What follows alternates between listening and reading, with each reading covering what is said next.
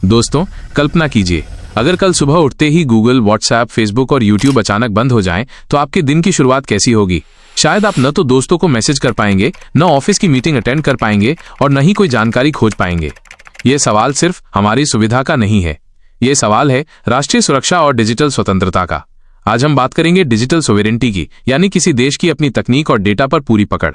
नमस्कार दोस्तों, स्वागत है आपका हमारे यूट्यूब चैनल प्रागो ऑफिशियल में। आज हम ये समझेंगे कि भारत किस हद तक अमेरिकी टेक कंपनियों पर निर्भर है, ये हमारी राष्ट्रीय सुरक्षा के लिए क्यों बड़ा खतरा है, और क्या भारत आने वाले समय में डिजिटल रूप से आत्मनिर्भर बन पाएगा या नहीं। तो वीडियो को आखिर तक जरूर देखिएगा। भारत में सबसे ज्यादा इस्तेमाल होने वाला सर्च इंजन कौन सा है? गूगल अमेरिकी कंपनी। सबसे लोकप्रिय मैसेंजर व्हाट्सएप अमेरिकी कंपनी। सबसे बड़ा सोशल मीडिया प्लेटफॉर्म फेसबुक अमेरिकी कंपनी। और अब सबसे ज्यादा चर्चित चैटबॉट ChatGPT, वो भी अमेरिकी कंपनी। यानी हमारी डिजिटल जिंदगी का हर सेकंड, हर क्लिक, हर मैसेज, सब कुछ विदेशी कंपनियों के सर्वर पर जा रहा है। और वो सर्वर भारत में नहीं बल्कि अमेरिका और दूसरे देशों में है। डिजिटल सोवेरेंटी का मतलब है किसी देश का अपनी टेक्नोलॉजी, अपने डेटा और अपने डिजिटल इंफ्रास्ट्रक्चर पर पूरा कंट्रोल होना। लेकिन हकीकत यह है कि भारत ही नहीं, जर्मनी जैसे बड़े देश भी इस मुकाम तक नहीं पहुंच पाए हैं।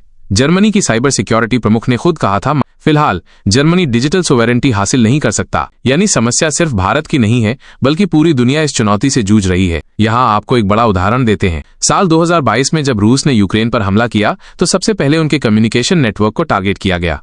नेटवर्क ठप पड़ते ही यूक्रेन ने सहारा लिया एलन मस्क की स्टारलिंक सैटेलाइट इंटरनेट सर्विस का। लेकिन रिपोर्ट्स में दावा किया गया कि कुछ मौकों पर खुद मस्क ने स्टारलिंक को कुछ जगहों पर बंद करने का आदेश दिया। अब सोचिए, जब आपके देश की पूरी कम्युनिकेशन सर्विस किसी विदेशी कंपनी पर निर्भर हो, तो क्या वो कभी भी किल स्विच दबाकर आपको अंधेरे में नहीं डाल सकती। इसीलिए कहा जाता है टेक्नोलॉजी अब नेशनल सिक्योरिटी का नया हथियार है। पिछले साल भारत पाकिस्तान के बीच तनाव के दौरान सोशल मीडिया प्लेटफॉर्म्स भी जंग का मैदान बन गए। Deep fake video, fake news, पुराने युद्धों के फुटेज, भड़काऊ बयान सब कुछ वायरल हुआ। अब ध्यान दीजिए, सारे platforms WhatsApp, Facebook, Instagram, YouTube अमेरिकी कंपनियों के हैं। तो जाहिर है आखिरी फैसले का रिमोट उनके हाथों में है। और जब तक भारत के पास अपने प्लेटफॉर्म्स नहीं होंगे, तब तक फेक न्यूज और साइबर वॉर को तुरंत रोकना मुश्किल रहेगा। दोस्तों, हर स्मार्टफोन, हर लैपटॉप, हर कार, यहाँ तक कि पंखा और वॉशिंग मशीन में सब सेमीकंडक्टर चिप्स पर चलते हैं। लेकिन समस्या ये है कि भारत अपनी जरूरत की लगभग 95% चिप्स इंपोर्ट करता है। कोविड महामारी के दौरान यही वजह थी कि मैन्युफैक्चरिंग रुक गई थी। आज भी दुनिया की ज्यादातर चिप्स ताइवान, अमेरिका और साउथ कोरिया में बनती हैं।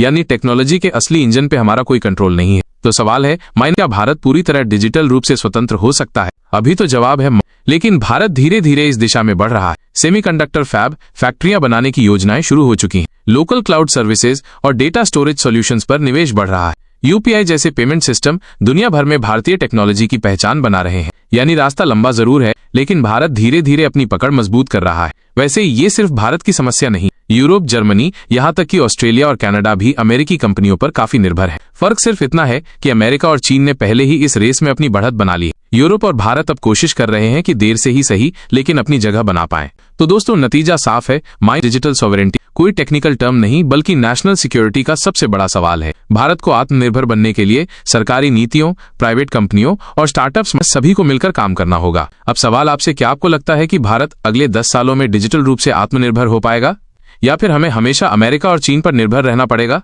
अपनी राय हमें कमेंट्स में जरूर बताइए। वीडियो जानकारीपूर्ण लगी हो तो इसे लाइक और शेयर करें और चैनल को सब्सक्राइब करना मत भूलिए।